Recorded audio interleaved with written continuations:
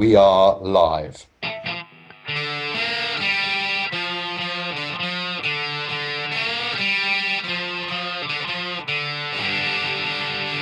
Hello and welcome to another edition of the Atomics Founder Hacks podcast, where we share something we've seen, something we've read, and something we've learned that has been a source of inspiration or education for ourselves or the founders that we're working with.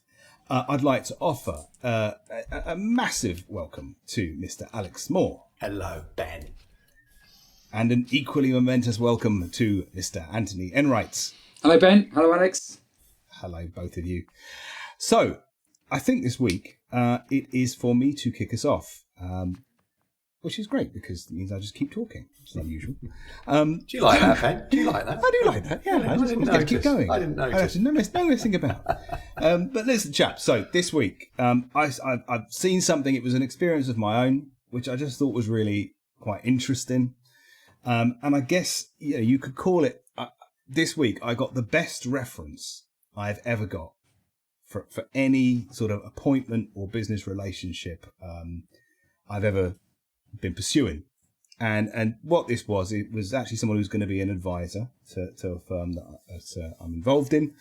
And on paper, wow. I mean, this person looked absolutely amazing. And it was like, oh my God. And, perhaps a sort of a leader in this field that we were looking at. And it just so happened that somebody said, "Oh, actually, I know someone who maybe sort of knows that person a little bit or is involved in them." And it's like, "Oh, great! Well, I wonder if we could just ask the question, what they think of them." And the reference we got back was fantastic because it was 3 words, all capitals, and it said, "Avoid, avoid, avoid." And do you know what? I mean, I've always done referencing, but for me, that was the best one I've ever got. Because it absolutely just confirmed that actually maybe it wasn't the right thing to do. And I guess I'm now sort of obsessively wondering, like, oh my God, what bullet have we dodged here? What could this have been? So guys, what have your experiences been with referencing, and how's that worked out for you? And is that an important thing? Anne, why don't you kick us off? Desperate to come in on this one because with my recruitment background and working with hundreds of organizations over the years as to their recruitment strategies and the way in which they operate. And it's always amazed me how so many companies, certainly small to medium-sized entrepreneurial driven businesses, don't take references or don't ask people in their network, what's this person like to work with? Because what tends to happen is that we tend to meet somebody, we take them through, and you might have quite what you feel is a sophisticated recruitment process. And what happens is we generally fall in love with people. As you say, Ben, on paper they look fantastic. We talk to them, we think, wow, they've really impressed me. But we're doing very little testing as to what it's like to work with that person. And the only way we're really going to understand that, we can do certain things through the practices and recruitment processes. But of course, the obvious thing to do is to ask off the record of other people that have worked with them. And I'm just reminded of that saying, is that we all buy with emotion and justify with logic, right? We all buy with emotion. And what happens is that we get emotionally attached to these people as we look at them on paper and go, wow, they're amazing. They're going to fix all my problems. And then you continue on that journey going, wow, you're the solution to everything. So we end up buying into them. Our emotion says yes, yes, yes. But we don't take that step back, and we don't go back in general terms to then go, okay, we now need to get references. We now need to see, is this person as good as they look on paper and as good as they come across in the interview process?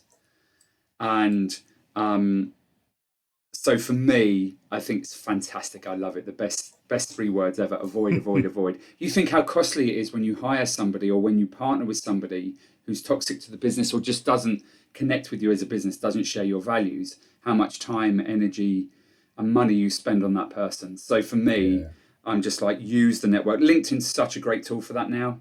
You can just see who knows this person. I even had a message last night from somebody who said, oh, I've just seen you're now working with this person on that project. Oh, I went to university with them. And they were able to back up a few things about what they were, about that actual individual. So big one for me. Alex, what are your thoughts to this one? Yeah, I mean, I liked it. I was party to the message when it came through, and I was. It did make me chuckle. I'm glad Ben threw it in the hat of things to talk about this week, because I think it is a good one for a founder. I don't do it enough, actually. I try and always do business or recruit people through my own network. And what I don't do is something I learned from you, Anthony, when we were in EO together, because you used to talk about it during our forum, is the power of going out there and going and checking who you've worked with. You don't go and request, usually at the bottom of a CV, these are my references.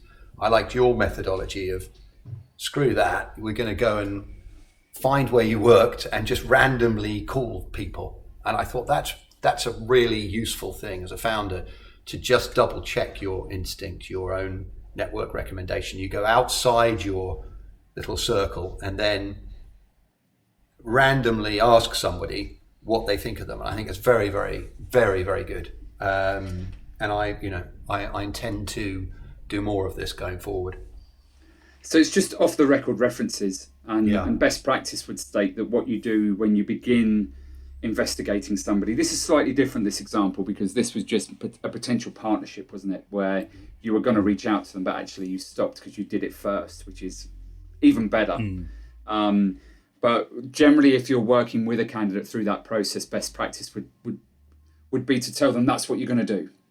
Here's our process. We'd like you to buy into that process, and we'd just like your permission that we're going to go and take off the record references.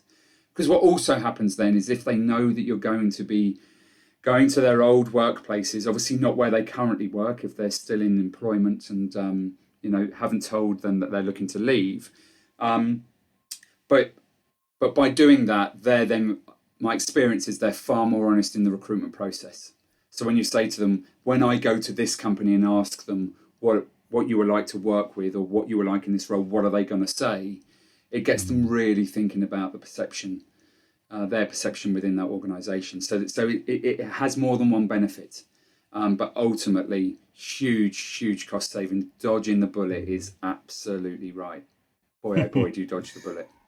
Very useful. Very useful. Well, thank you both. There's a lot to reflect on there, I think, especially at a time I've seen more and more people now sort of opening up their recruitment to, I mean, these days it doesn't matter where people are based and where they live. So maybe I think Ant's point about getting out your own network for a reference is interesting.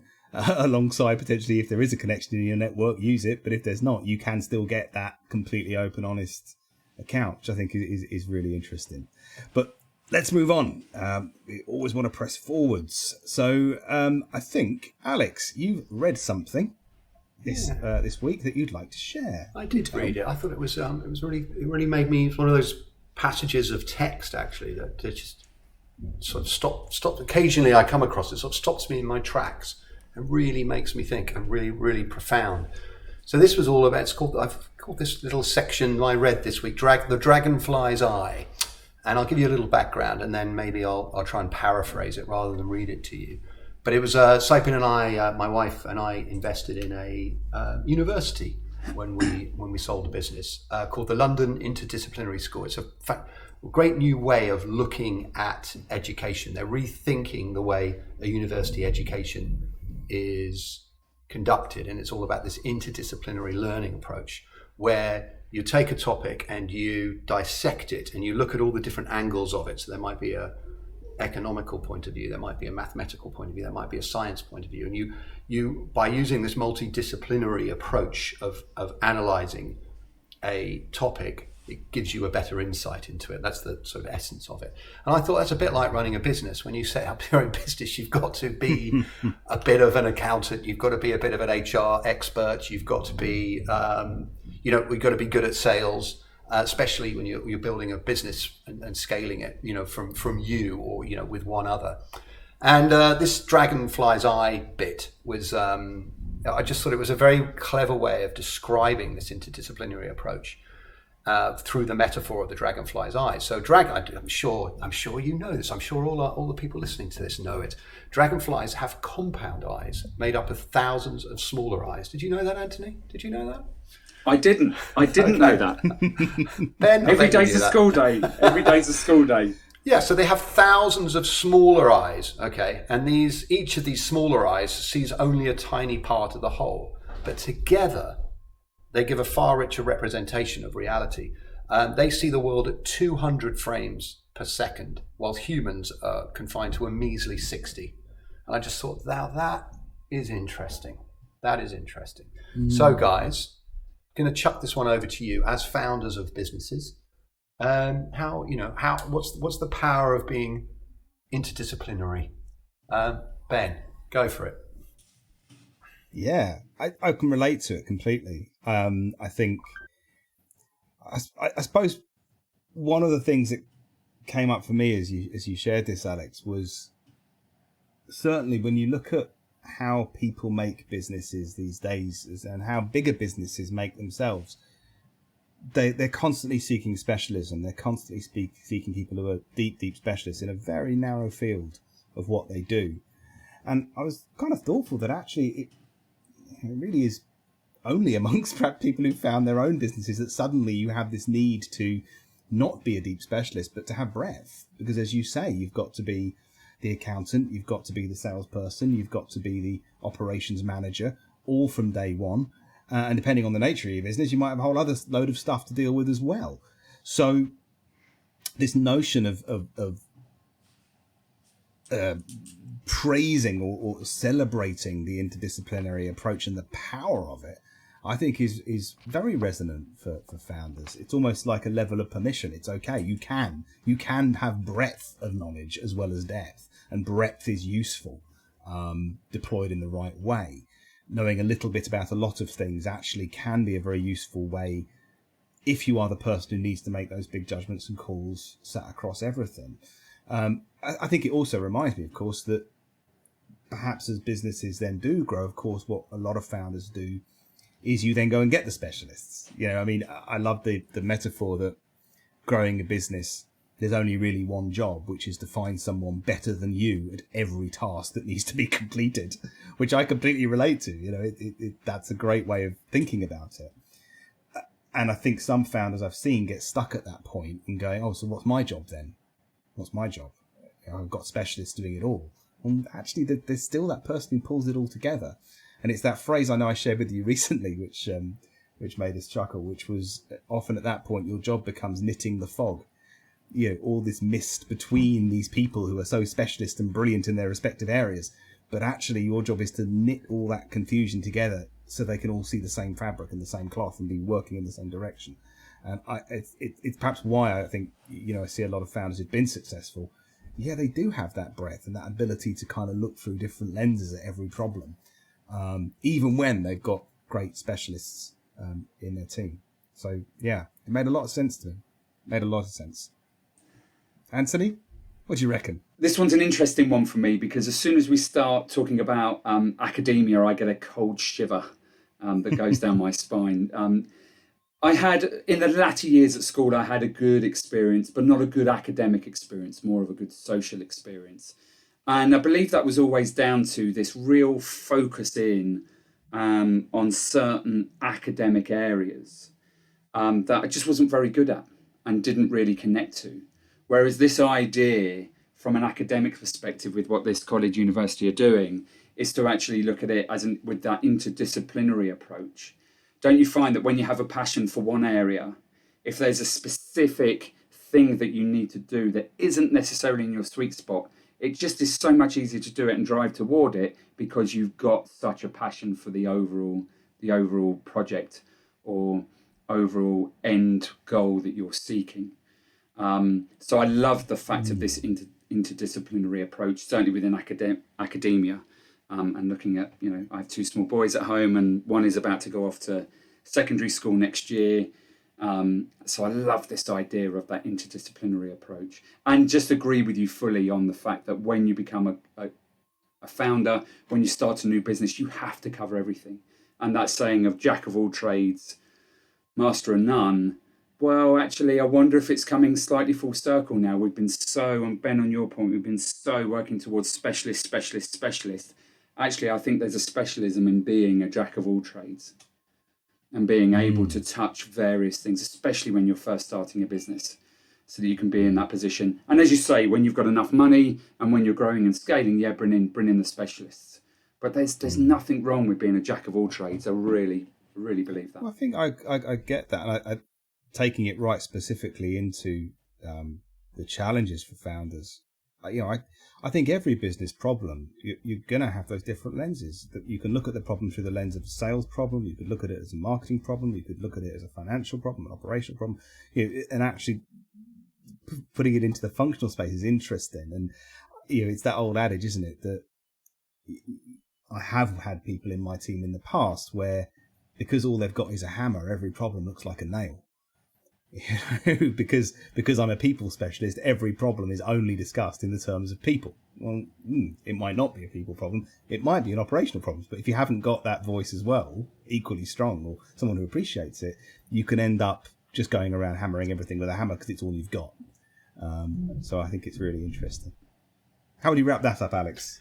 Yeah, I think it's really interesting that, that being the jack of all trades is a speciality in itself. I think that's very clever. And I love this university. I'm going to sign up for this course. I think, Ben, you're going to join me in doing it. Certainly, yes. It's all about happiness and having this multidisciplinary approach. And I think it's extremely, it is probably the future of education. And I felt when I left school, maybe I wasn't prepared about how school worked. I might know that the dates of some big battles or whatever, but I didn't I didn't see the relevance of certain classes. But when you tie all these fields of knowledge together, life makes a lot more sense.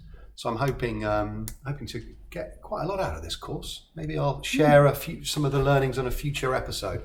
Anyway, talking of learnings, what about that for a segue? I believe You've been very good, Mr. Moore. Very good. You've been practicing. I have. I read a book about it. We are moving on to Learned, and I believe, Mr. Enright, it is over to you. Yeah, save the best till last. So the art of staying in touch, and it's something that when we come together earlier on in a week and we talk about our seen, our read, and our learned as we go through this process, it really does. It's lovely to be able to sit back and really think about progress over either the last week or over a longer period of time. And one of the things that I've learned during this time, especially during the COVID situation, is one of the things that, and again, having now mentioned it twice in one podcast, my recruitment background, is there's always been an innate sense to stay in touch. And we and I had a number of businesses that had very difficult times at the beginning of lockdown, and they weren't able to continue partnering with me and with us in some circumstances. But what I did is I just stayed in touch. And made sure that they could reach out, and where they were stuck or where they had a major issue, they just had somebody to bounce that idea off of. And what I've learned through that process is that when you do that, and when you stay in touch with people, and when you just sort of reach out and let people know that you're there for them, that it does pay rewards. It does come back. Not that that's what you're necessarily looking for, right? Some people you just want to be out there doing the right thing for people. But I'm a massive believer in what goes around comes around. And ultimately I'm in a situation now where they want to re-engage, they want to continue working and actually start paying again for the work that we're doing. And so I just think that would not have happened if we didn't stay in touch. And I've also got on the other side somebody that I met in February, and we were looking at putting a project together. And I stayed in touch, but not to the level in which I would normally expect myself to. And, lo and behold, I followed up a couple of weeks ago. They took a while to come back and say, sorry, we've engaged with somebody else now on this project. Because of that, and I asked them why, and the reason was because they'd stayed in touch. They'd been the ones staying in touch. So it's just the art of staying in touch. And I think at the moment there's a perspective that if you're on furlough or if your business has had to close for the next few weeks, that what can you do? You can sit there and you can just reach out to people, because you never know what's going to come back. Just reach out and talk to people, comment to people's LinkedIn posts, whatever it may be. Just stay in touch, because my experience now, my learnings, is that what goes around comes around. So what are our thoughts, gentlemen, on this subject? Alex? Yeah, I mean, you just mentioned LinkedIn there. Yeah, this new reality in which we're living, this being at home a lot more than you are, not meeting people, the chance encounters you might have, or walking down the corridor or a street, or having a lunch with someone, or a beer or something. It's those little random events, the power of serendipity. It's not really happening. And yeah, so I've been playing around with LinkedIn a lot recently with some of the various businesses I'm connected to, doing fundraisers. We push the podcast and newsletter on it. And I've really enjoyed it. I hadn't touched it for ages, actually, but I updated my portfolio, put my positions in. I started talking about other people's businesses, and bang, suddenly all these wonderful people that I've known through this weird and wonderful life I've had, a lot of people got back in touch with people I genuinely hadn't spoken to for ages. And brilliant. I've had some random interactions with people again. I've had calls. I've had people connect me to be interested in some of the businesses I'm in. I've connected some of those people to them. Fantastic. Loving LinkedIn, loving the art of staying in touch. And there's a new way of doing it, maybe, and for the time being. And it's not that hard, actually. It's quite easy. Ben, what do you think? Well, that sets me up rather well, because I was about to say, as Ant was sharing that, I just felt really jealous, because I'm rubbish at it. I'm really bad at staying in touch with people, and I know it's awful, and it's something I'm really trying hard to work on. But maybe it's because it takes effort, and I do seem to end up in roles where I'm sort of completely all in and completely focused and obsessed, and it's actually having relationships like I have with you two chaps, where someone says, "Oh, Ben, just put your head above the pulpit for a minute and look around," but I do forget. And I think it's interesting, because I've known a few founders who are sort of like me in that regard, and many that are like you guys, kind of very natural at being able to stay in touch. So I think it is, for some of us it's a gift, for some of us it's a learned skill, and I think for me it's a learned skill. So it's something I sort of have to consciously focus on. I must admit, I have found LinkedIn a great help, because it just gives me that ability to sort of remind myself of who's out there and what's going on, and touch base with them. And in fact, I sort of started a little group recently that went quite well, and that was quite nice, because it was sort of a way of staying in touch with a lot of people, sort of quite quickly and efficiently. So I completely get the power of it, and I do remember back in 2008, the business that I was involved in at that time, absolutely, and 100%, by simply with pure intention, no expectation, being really good and kind to the people who were really struggling back then, absolutely paid dividends and rewards, in terms of people then looking to us when things came up in the future for them, because we had been good and kind at a time when they needed that. So people don't forget I absolutely that. They do not. They don't, and I genuinely think that's true. We certainly do business on the basis of emotion very often, and that trust that builds when somebody has been kind when they didn't have to be, I think is incredibly important. So I totally get the power. Teach me how. Well, I'm here to learn. I'm suddenly sitting here with this enormous pang of guilt when if any of my friends are listening, and there's one in particular, you know who you are, and it'll go, well, I've been trying to get a hold of you for weeks, and now we've got this new lockdown and we're not going to be able to meet up. So I apologise for that to the person who I know listens, and to my friends. Yeah. I think it's I think at this moment in time, for me, it's been about keeping everything together from a business perspective, but we can't forget our friends, right? We can't forget that network outside of that. It's very true. I was going to say, if any of my friends, I love people keeping in touch with me. I'm just really bad at it. So it's a two-way street, though. It's a two-way street. I know it's a two-way street, as I need to learn and improve myself. Excellent.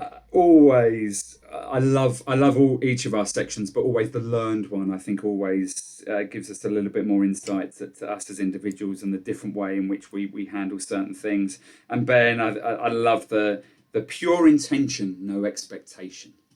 I love that. Pure best intention, no expectation. And Alex, how do you replace those serendipitous moments? Those chance encounters.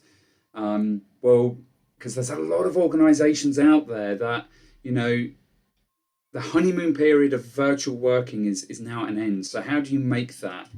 How do you make that part of the fabric and culture of your business now? And just by reaching out, maybe it's on LinkedIn, maybe it's just doing something slightly different to just reach out to people. And you never know, how do you create that chance encounter?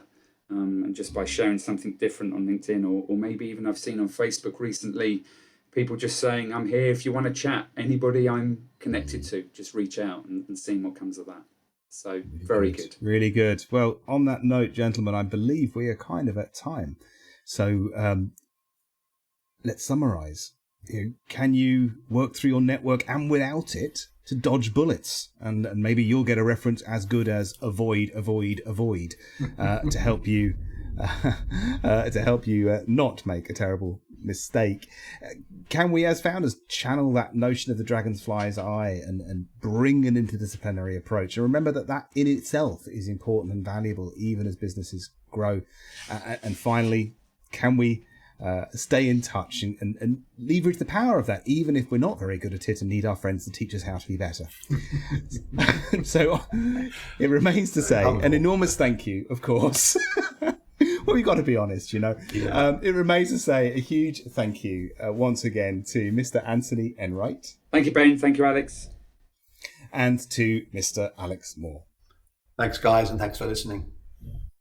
As ever, please remember that Founder Hacks is a blog as well as a podcast. If you'd like to subscribe, you can do so at www.atomics.co.uk/founderhacks. Until next time, I've been Ben Thomas. This has been Founder Hacks, and thank you very much indeed for listening.